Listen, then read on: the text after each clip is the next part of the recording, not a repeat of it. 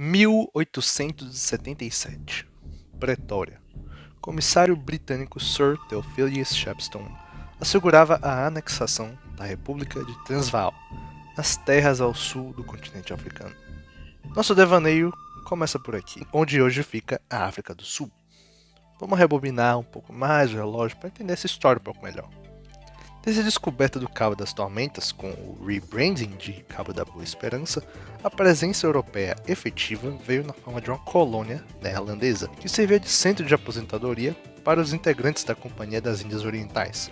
Mas, no decorrer das guerras napoleônicas, com os Países Baixos que foram invadidos pela França, o destino de suas posses ultramarinas ficou aberto para quem quisesse pegar à vontade. E, bom, a Inglaterra, que não era bomba nem nada, resolveu pegar emprestado a colônia do Cabo. Após essas putarias de Napoleão e pá, a colônia passou a ser uma posse oficial britânica. Mas acontece que não se transforma culturas de um dia para o outro. E os habitantes de origem neerlandesa ainda viviam na colônia, né? A situação quanto aos de descendência neerlandesa, chamados Afrikaners e Trekboers, ficou ainda mais delicada com a abolição da escravidão no Império Britânico em 1834. Notável principalmente a reação dos Boers, que eram fazendeiros pastoralistas, seminômades e escravagistas até o fim. Eles então decidiram fugir em massa da colônia, porque os caras queriam manter os escravos. Porque, sabe como esses caras é? Eles fugiram e adentraram o interior do continente, fundando seus estados próprios, as repúblicas Boers de Transvaal, Natal e o Estado Livre de Orange. Tudo muito tenso, clima tenso ali na África do Sul, pois os Boers invadiram terras de tribos locais, expulsando inclusive nativos e os escravizando até. Fora as disputas que eles tinham com os britânicos, que também não eram flores que se cheire, porque ainda havia forte discriminação nas colônias britânicas contra pessoas de cor, e fora as tensões nas colônias britânicas com os de descendência neerlandesa, os africanos, que continuaram lá. Adicionando lenha à fogueira, os britânicos anexariam a República de Natal em 1842, na justificativa de trazer estabilidade à região, mas com motivos obviamente obscuros de utilizar dos portos estratégicos encontrados lá. A fase de conquista, entretanto, da Grã-Bretanha ficaria parada por alguns anos. Os Brits ainda ficariam dispostos a garantir a independência das outras duas repúblicas, mas o clima continuava tenso. A situação nas colônias do Cabo e agora de Natal começaram a tornar-se mais atraentes conforme os anos. Primeiro, a posição pré-Suez do Cabo, como ponto de estrangulamento comercial, que mesmo pós-Suez ainda garantia mais de metade dos comboios comerciais britânicos com o Oriente e, mais importante, com a Índia Britânica, The Crown Jewel. Segundo, diamantes foram encontrados, diamantes lá no norte do Cabo, atraindo investidores e gerando renda para a colônia, consequentemente o Império. Acontece que a mina em questão era motivo de disputas com as repúblicas Boers. Fora que a natureza de ganho monetário presente ali fez com que muitos negros alavancassem sua condição de vida, aumentando o custo do trabalhador nativo, o que os governantes brancos viam com maus olhos, para não dizer o contrário. A tensão na região subia novamente, e finalmente os Boers de Transvaal fizeram merda. Burgers, presidente da república, teve a ideia brilhante de invadir uma tribo, os Paddy, que contestava territórios no norte. Acontece que seu vice, Kruger, cagou pro plano e não deu seu apoio. O resultado foi que os Boers foram repelidos e se fuderam com os gastos de guerra. O último prego no caixão econômico de Transvaal foi uma porra de um projeto ferroviário que ligaria Pretória, a capital da república, até um porto em Moçambique, colônia portuguesa na época. O projeto faliu. E com ele faliu também a economia da república. Transvaal estava fudida, e segundo Shepstone, aquele comissário do início, os Zulus, um reino emergente na região, estavam se preparando para atacar.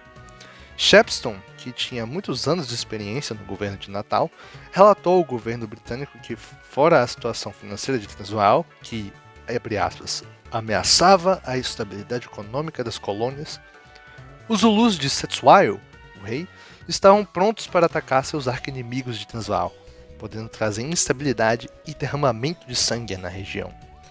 Shepstone chegou à conclusão que a Grã-Bretanha precisava anexar a República. Foi tudo conforme planejado. Ainda mais que Shepstone tinha contatos com Cetshwayo, o rei dos Zulus, e sabia que eles não atacariam de verdade naquele momento. A anexação seria, em tese, o primeiro passo para a criação de uma federação na África do Sul, aos moldes da federação feita no Canadá, e tornar a colônia sul-africana numa nova e revigorada Federação Britânica, um ideal de unidade imperial, ao mesmo tempo que imperialista no sentido da época.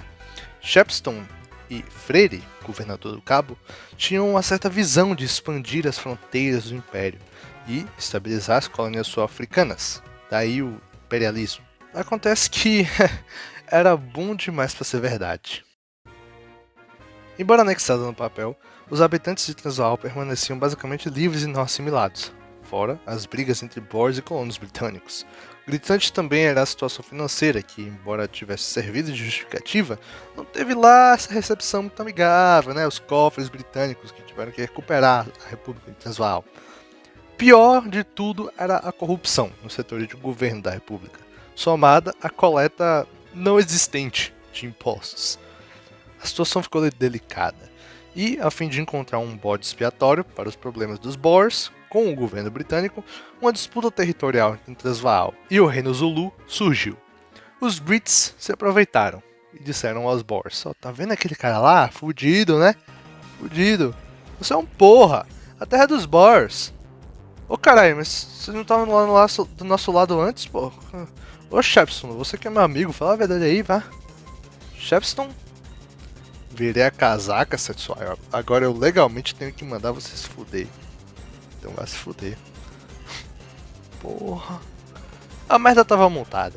E os britânicos do Cabo ficaram com mais cagaço por conta de uma rebelião generalizada nas colônias. Além da disputa territorial contra Transvaal ter sido ganha pelos Zulus, a merda já estava toda lambuzada no ventilador. O Shepstone então arquitetou várias fake news acerca dos incidentes fronteiriços e ainda disse que missionários protestantes estavam sendo maltratados e que foram expulsos por Cetshwayo. Foi feito um ultimato então. Cetshwayo deveria praticamente vender-se para os britânicos e tornar seu reino em um protetorado. Bom, os Zulus prontamente disseram meu Paulo no seu medo e a cena estava montada para uma guerra. Os britânicos acabaram por subestimar seu novo inimigo e mandaram uma força medíocre de camisas vermelhas para lidar com os Zulus. A unidade ainda foi com soberba para dar e vender, sem se preocupar demasiadamente com táticas ou mesmo com as capacidades dos bárbaros. Acontece que os Zulus não iriam cair tão facilmente. O reino Zulu, formado por Shaka Zulu, era em suas origens expansionista e altamente militarista. Tribos locais foram expulsas pelos Zulus nos anos 1820, além de muitas terem sofrido com ataques e saques. Os próprios Boers não os consideravam inimigos por qualquer razão. Eles também sentiram a ira Zulu ao fugirem dos Brits em 1834, e agora eram os britânicos que iam ver o potencial militar Zulu. O ataque britânico foi um fiasco, derrota quase que completa dos camisas vermelhas enviados. O aula de prestígio à Grã-Bretanha foi imediato e teria repercussões em outras partes do teatro europeu, como no Egito de Ismail e em Paris, na oficina colonial francesa. Londres imediatamente enviou reforços, a contragosto, por ser mais custos de guerra.